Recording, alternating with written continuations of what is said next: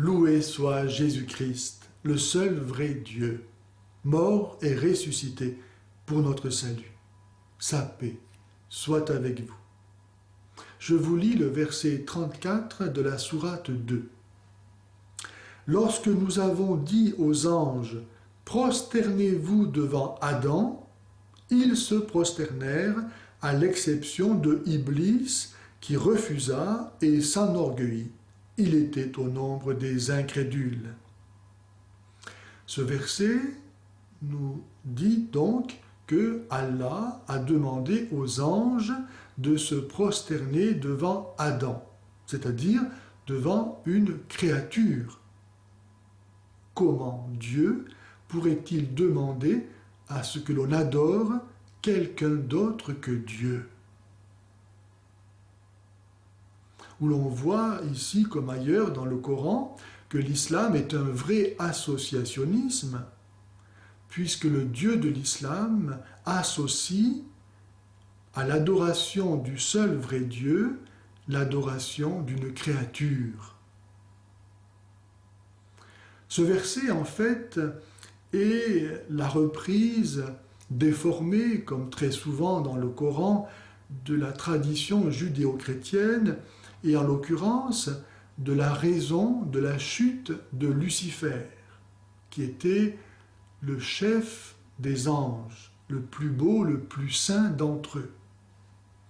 Dans le christianisme, Lucifer est tombé parce qu'il a refusé d'adorer Jésus-Christ, Dieu fait homme, pour racheter les hommes par l'offrande en notre nature humaine de l'expiation du péché dû à la justice divine.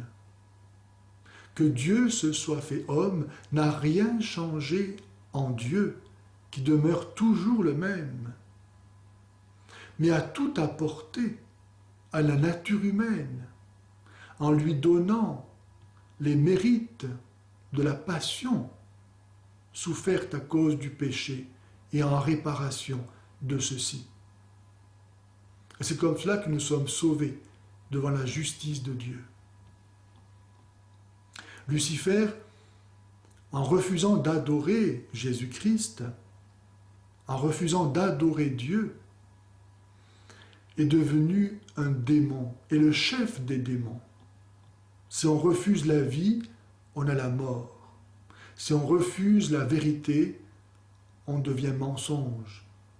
Si on refuse la lumière, on devient ténèbres.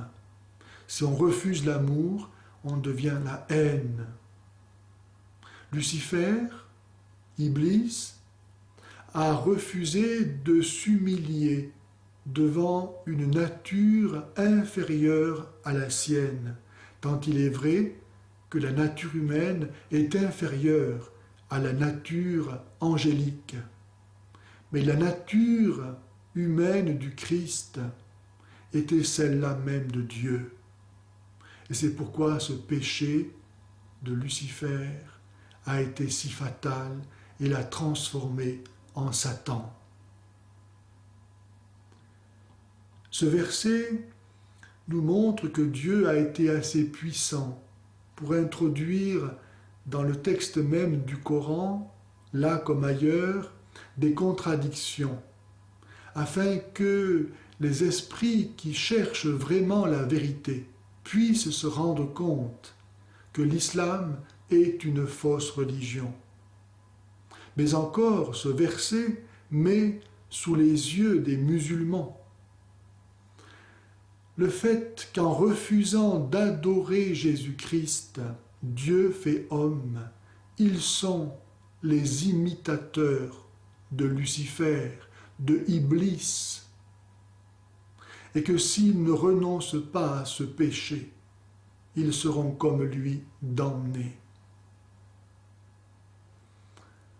À bon entendeur, salut. Si les gens savaient qu'ils vont en enfer, ils changeraient de vie.